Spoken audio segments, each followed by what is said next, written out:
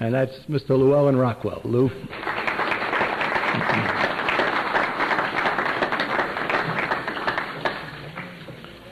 Ladies and gentlemen, the Leviathan State, that monster devouring civilization in this century, is beginning to crumble.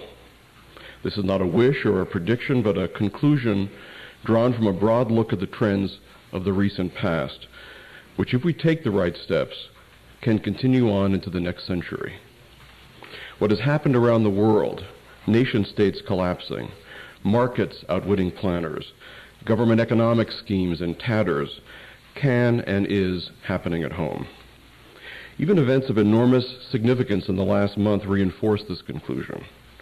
The planned and debt-ridden economies of Asia fell like rocks under the weight of economic law, exposing the portfolios of half a dozen big New York banks. These banks are doing what it is in their nature to do, seek a bailout from the taxpayers. But folks, I don't believe they're going to get it. As of today, the resistance is too strong and the establishment is further away than ever from its goal of fixing world exchange rates between fiat currencies. And late last year, another act of unprecedented defiance was visited upon the White House. It lost its fast-track powers, despite a hysterical campaign in their favor by the entire corporate, banking, and establishment elite. The media say this represents a backlash against free trade. I don't know where they get this stuff. In truth, it is a backlash against presidential dictatorship and unconstitutional power grabs. These events, taken together with a host of other political, social, and economic trends, point to the central reality of our time. Washington, D.C. is doomed.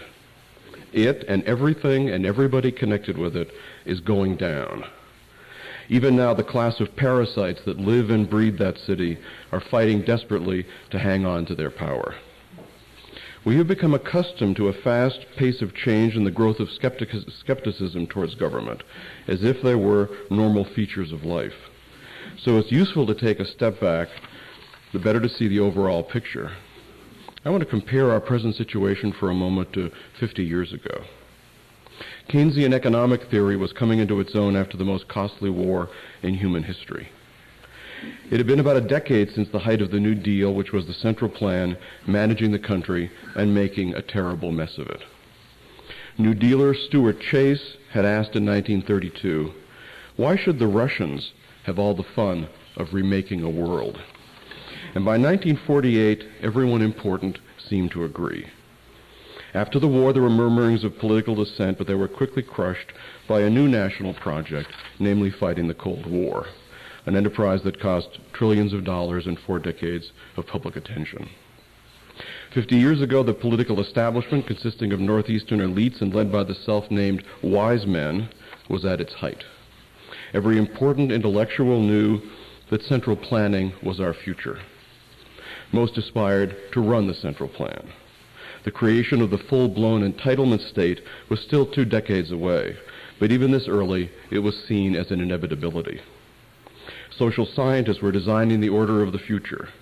The age of the managerial class of scientific and public-spirited bureaucrats had been born. We had fought a war against militarism, imperialism, and national regimentation, only to fasten the same ideas more tightly on America. Internationally, the foundational apparatus for a world state was being constructed by all the top minds in Britain and the U.S.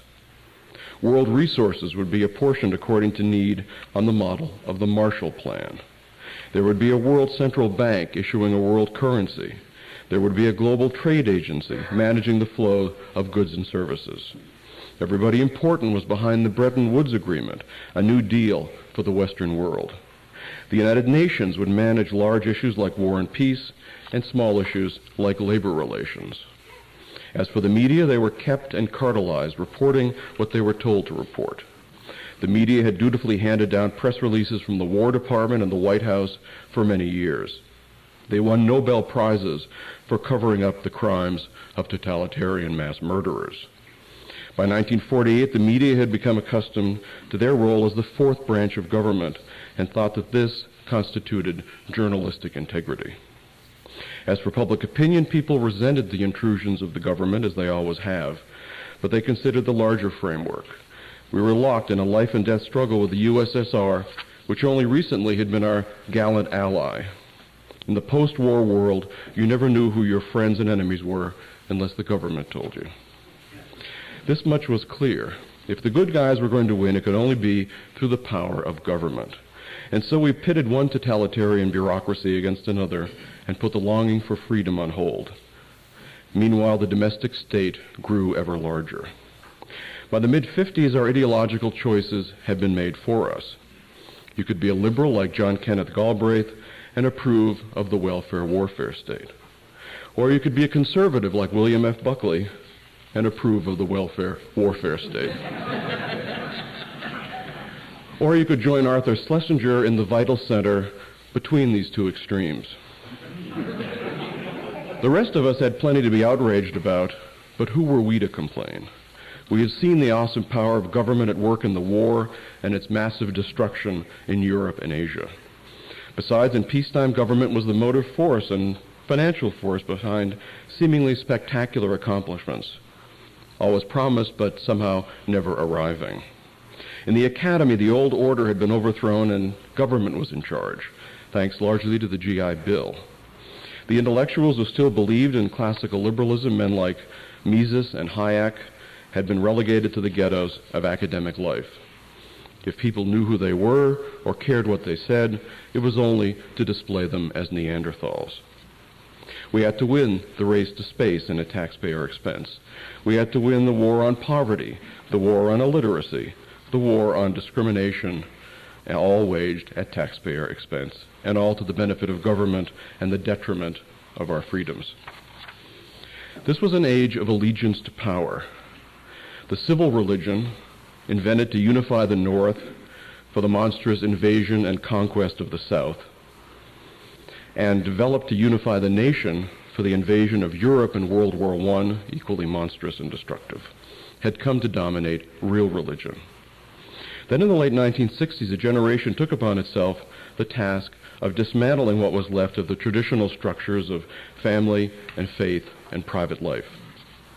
Freedom of association and contract were declared dead. Property rights were doled out by the government.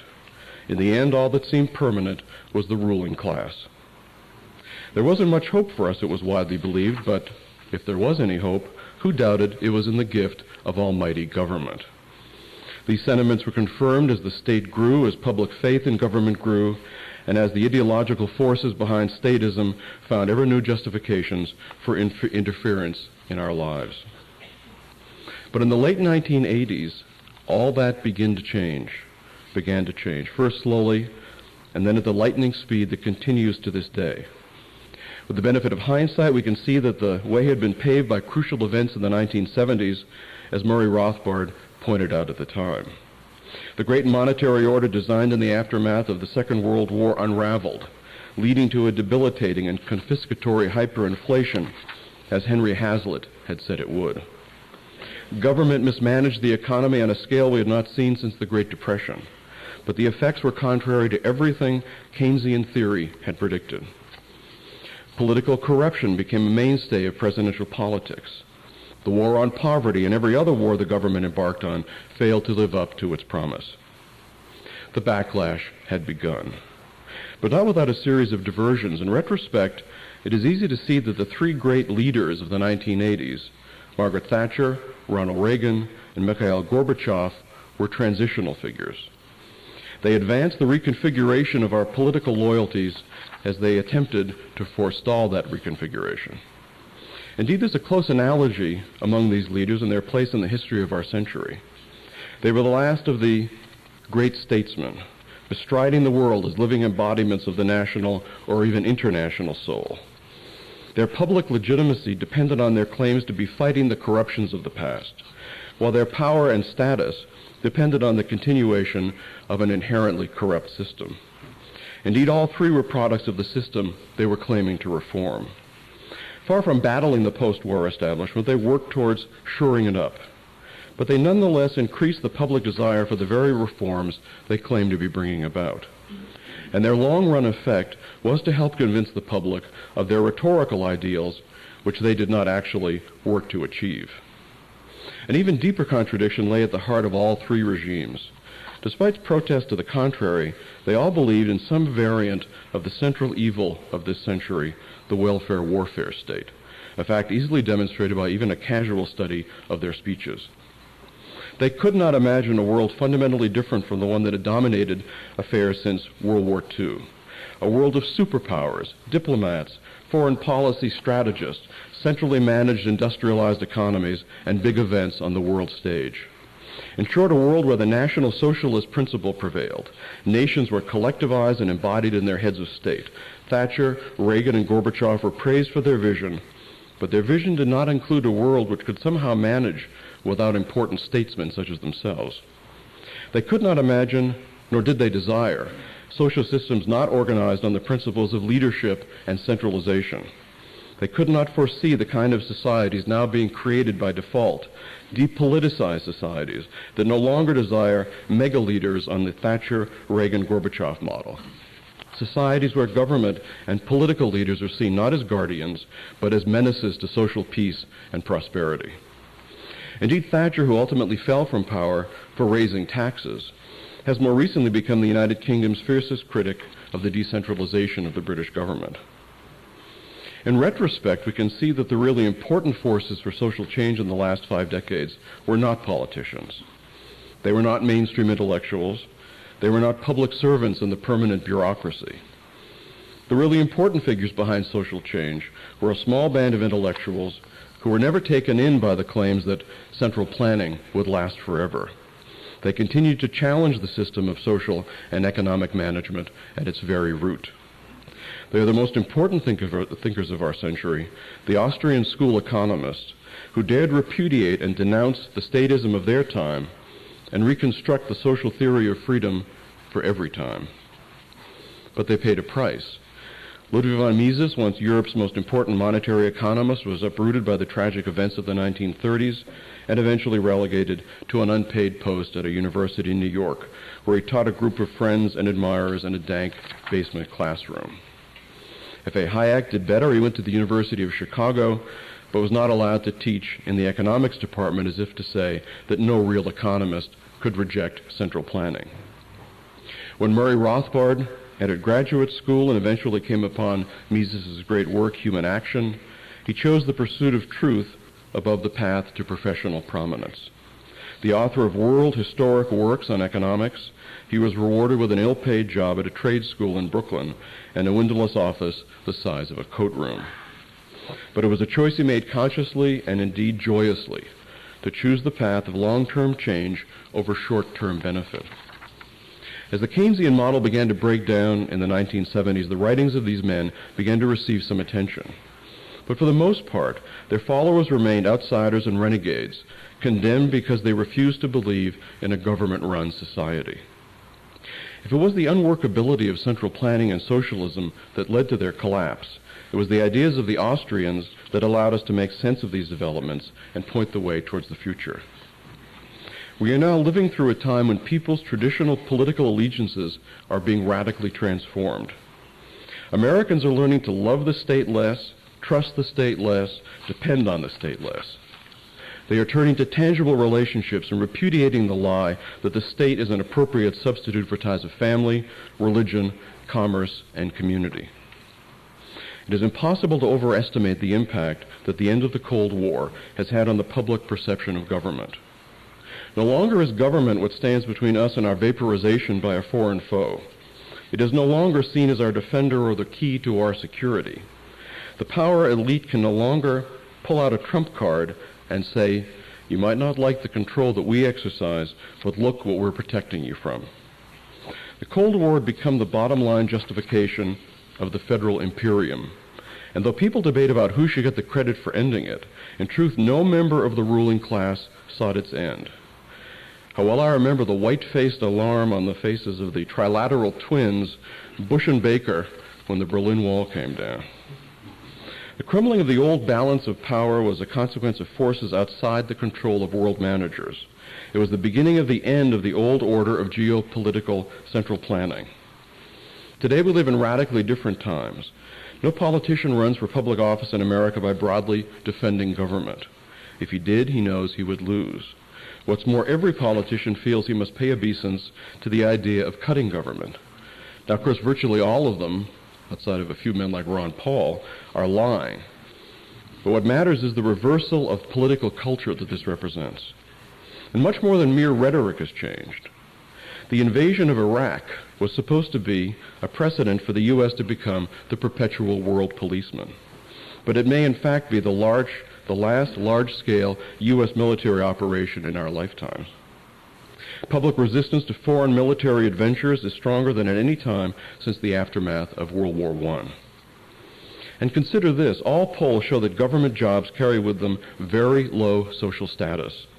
Today, the most ambitious students do not aspire to become foreign service officers at the State Department, spies at the CIA, or housing planners at HUD. These jobs are reserved for those willing to sacrifice social status for job security, or more likely, for those incapable of middle-class incomes outside the government. These jobs are no longer something to aspire to, but something people accept after forgoing the fast lane of corporate life or the risks of entrepreneurship. It's hard to overrate the significance of this trend. When the younger generation sees government as a haven for dregs and losers, we have taken a crucial step towards changing the very structure of society. In my lifetime, there was no more watched event than a presidential news conference. Now the president can hardly find a network to carry one. In my lifetime, when Senator so-and-so visited and held a town meeting, it was a big deal, attended by one and all, with his remarks covered on the cover of the local press. Nowadays, town meetings are likely to be dominated by people who make demands the senator hasn't been briefed on. Like, why isn't the Justice Department prosecuting the Waco murderers or investigating the killing of Ron Brown? Old-time congressional aides who have flitted from office to office for 3 decades express astonishment and frustration. Constituents are willing to believe government capable of any villainy and unwilling to accept assurances to the contrary. These days, senators look forward to the banquets of Beltway think tanks so they can get a sympathetic hearing. This turn of events is potentially lethal for the democratic socialist project, which requires our loyalty and confidence above all else. As Baudelaire, Hume, Mises, and Rothbard argued, no government, no matter how tyrannical, can survive if the people withdraw their consent. And consent depends on trust. This is why the partisans of government power are so anxious to shore up public trust, even sending John Glenn up in a space shuttle. Much of what goes on in Washington these days is designed to do just that. Just as the largest and most powerful central governments in human history, we're not leading, of course, the U.S., the largest and most powerful, richest government to exist in the history of man. We're not built up all at once. They're being torn down bit by bit, frequently in ways that surprise. But let's remember that the path towards dissolution is different in every political context. In Romania, it happened with a sweep of mass emotion and the bullets that ripped through Ceausescu's chest. In the Soviet Union, the empire became financially unviable and politically unworkable, despite all the U.S. foreign aid, toppling like a house of cards. In Chile, the reform was undertaken by a military dictator. In Singapore, by an undemocratic ruling family. In Hong Kong, by colonial officials. In New Zealand, by labor governments. Same may be true in Britain. In Italy, it is taking the path of the secessionist threat, issued by hard-bitten activists at ever smaller levels of society. In our own country, we see the fall of power in a different form, the dramatic decline in the presidency itself, which means the decline of the executive state and all its works. We feel a tinge of embarrassment when we realize that the sitting president is known better for his peccadillos than for his policies. But personally, I can't imagine a better situation. Makes possible his impeachment, among other things. We don't need to bring back the Führer principle. The logic of dissolution requires that Americans lose faith in political leaders before they can regain faith in their own ability to solve their own problems. American patriotism is rooted in love of freedom and rebellion against those who would encroach on our natural right to that freedom. It is the conviction that this is and must always be the sweet land of liberty, a land whose freedom is rooted in law and whose law is rooted in the unalterable nature of man. Our foundational loyalties must always be to the institutions our natural instincts tell us are important. Not the presidency, but the church. Not social workers, but families.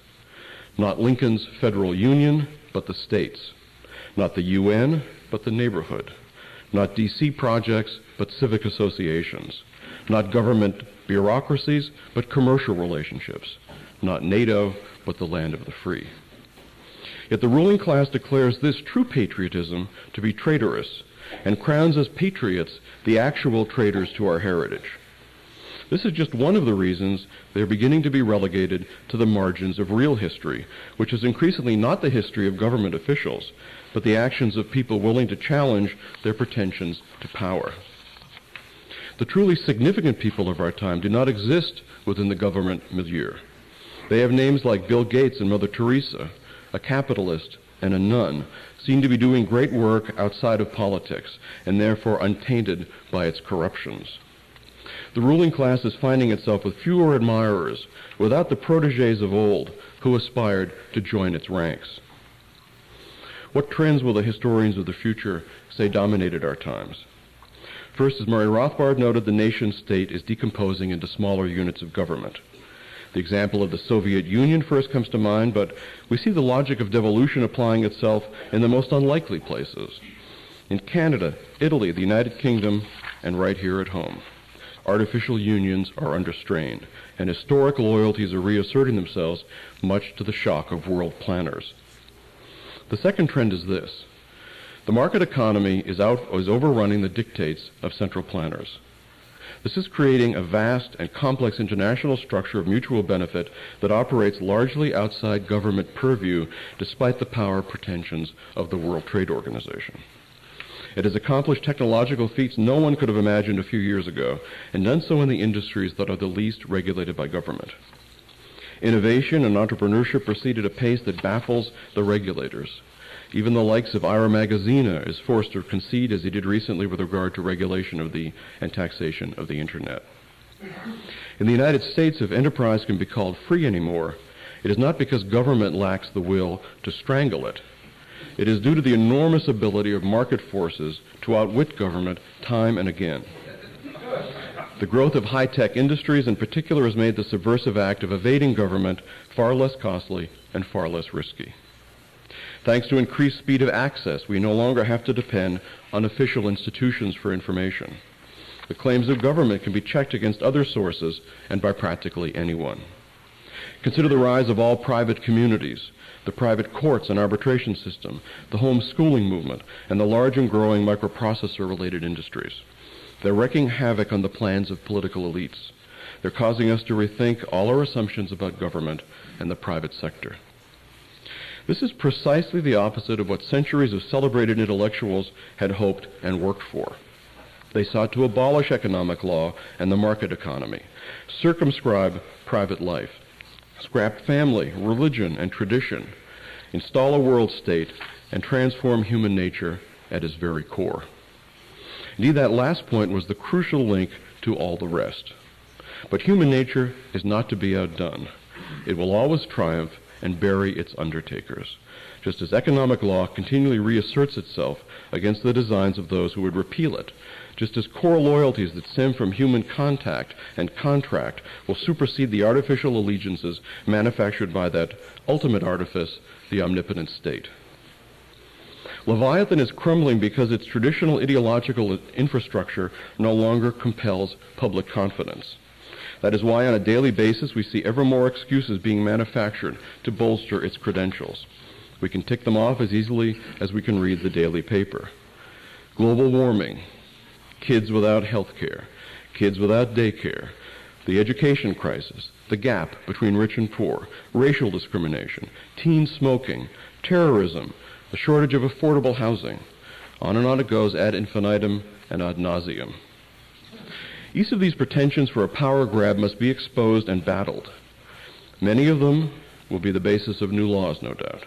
And these new laws will create new victims to add to the multitudes of old victims of government.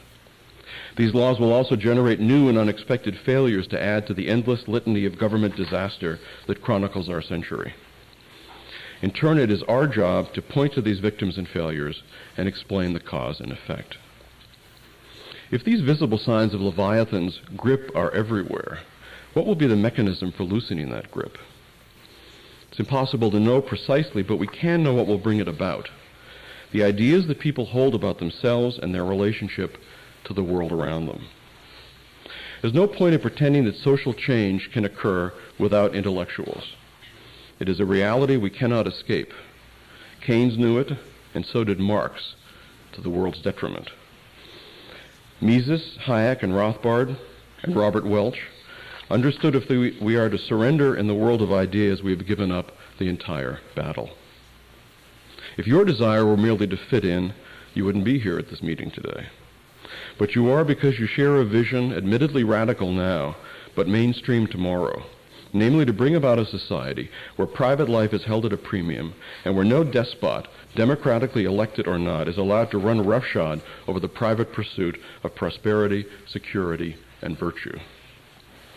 We seek, all of us, a society where politics means enforcement of the rule of law, where economic development is left to those who own and control real resources, and where owners can use their property without interference by parasites who neither produce nor create, but live off those who do. I believe we can win. It is within our grasp. But even if not everything goes the way we plan or expect, we must remember the line from Virgil that Mises adopted as a boy and kept to throughout the darkest hours of this very dark century.